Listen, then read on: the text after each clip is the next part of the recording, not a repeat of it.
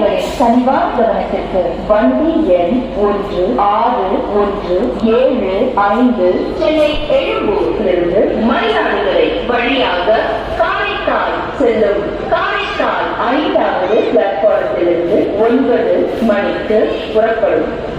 यात्रीगण कृपया ध्यान दीजिए, गाड़ी नंबर 1617 चेन्नई एलुगूर से मयिलादुथुरै मार्ग से काரைக்கால் जाने वाली काரைக்கால் 9 बजे प्लेटफॉर्म नंबर 5 से रवाना होगी. Your kind attention please. Train number 1617 काரைக்கால் bound for Karakal from Chennai Egmore via Mayiladurai is scheduled to depart from platform number 5 at 9 p.m.